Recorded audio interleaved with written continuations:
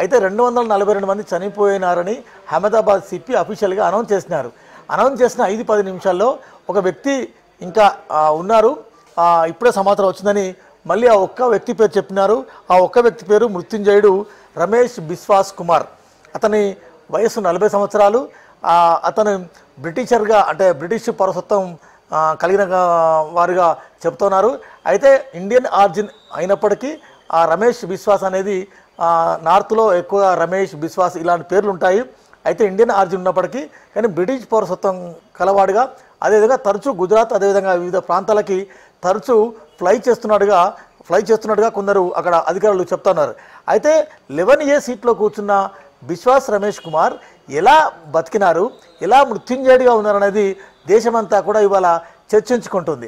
240 దానిలో ఉన్న 230 మంది ప్రయాణికులు, 12 మంది ఎయిర్ క్రూ, వీళ్ళందరిలో 242 మంది చనిపోయారని అహ్మదాబాద్ సిపి అనౌన్స్ చేసిన కొద్ది నిమిషాల్లోనే రమేష్ బిశ్వాస్ కుమార్ బతికి ఉన్నాడు, అతను ఒక్కడు సాక్షిగా ఉన్నాడు, ఎలా బయటపడ్డారనేది మేము ఆరా తీస్తున్నామని చెప్పడంతో దేశమంతా కూడా హూ ఈజ్ బిశ్వాస్ రమేష్ కుమార్ అనేది ఆరా తీసే ప్రయత్నం చేస్తున్నారు. ఎయిర్ ఇండియా సీట్ మ్యాపింగ్ అంతా చూస్తున్నాం.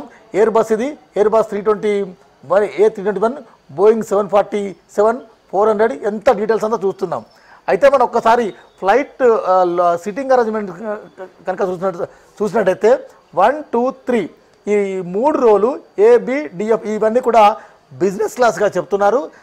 ఇవన్నీ 1, 2, 3 ఇవి బిజినెస్ క్లాస్.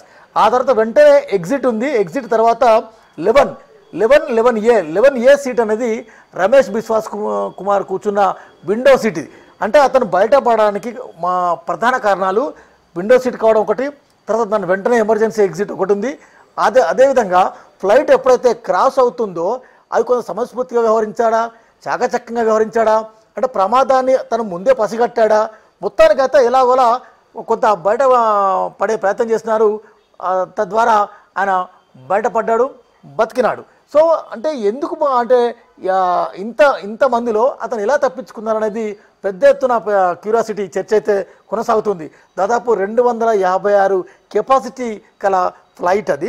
ఎమర్జెన్సీ ఎగ్జిట్ ఉంది, తర్వాత విండో ఎగ్జిట్ ఉంది, ఆ తర్వాత బిజినెస్ క్లాస్ వెంట కొంత గ్యాప్ కూడా ఉంది. కాబట్టి కొంత సమయస్ఫూర్తి, అదేవిధంగా అతనికి లక్కీగా ఒక రకంగా అదృష్టం అని కూడా చెప్పాలి.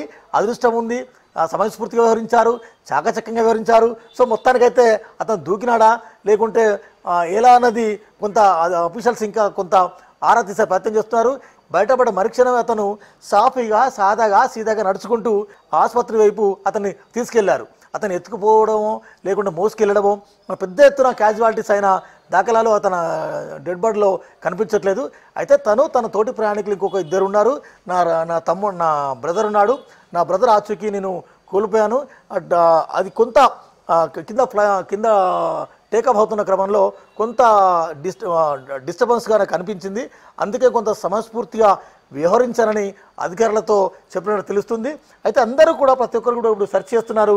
ఈ 11 ఎయిర్ ఇండియా బోయింగ్లో ఆ 11A సీట్ ఎక్కడ ఉంది, ఆ 11A సీట్లో ఉన్న ప్రాముఖ్యత ఏంది, ఆ రమేష్ బిశ్వాస్ కుమార్ ఎలా బయటపడగలిగినాడు, విండో సీట్ ఒకటి, ఆ తర్వాత ఎమర్జెన్సీ ఎగ్జిట్ కూడా ఉంది, ఆ తర్వాత బిజినెస్ క్లాస్, తర్వాత ఎకనామిక్ క్లాస్ మధ్య కొంత గ్యాప్ ఉంది. మనం స్పష్టంగా చూస్తున్నాం. మనకు మూడు ఎంట్రన్స్ ఉన్నాయి. ఫస్ట్ ఒకటి చూస్తున్నాం సౌజన్య, ఇది ఎంట్రన్స్లో. ఆ తర్వాత బిజినెస్ క్లాస్ స్టార్ట్ అవుతుంది. 1, 2, 3 3 రోలు.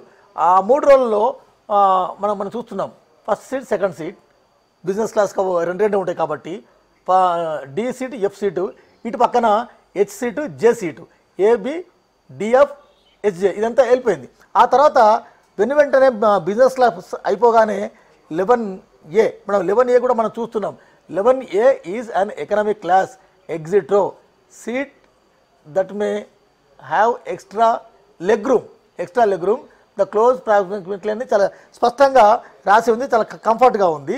11, 12, 13 ఇవంతా కూడా మళ్ళీ ఇంకొక ఎగ్జిట్ ఉంటుంది. అది 28 నెంబర్ రో సీట్ దగ్గర. అప్పటిదాకా ఎగ్జిట్ లేదు, అప్పటిదాకా అవుట్ కూడా లేదు. సో ఆ తర్వాత చివరిగా ఇది ఉంది. సో మొత్తానికి అతను బయటపడడానికి ఆస్కారాలు ఏమున్నాయి, సాధ్యాలు ఏమున్నాయని ఆరా తీస్తే అనేక అంశాలు మనకు వెలుగులోకి వస్తున్నాయి. ముఖ్యంగా అతను లక్ సౌజన్య 242 మంది చనిపోయినారు, అతను ఒక్కడే మిగిలి ఉన్నాడు అంటే మోరోవర్గా అతనికి నూకలు బాకీ ఉన్నాయి.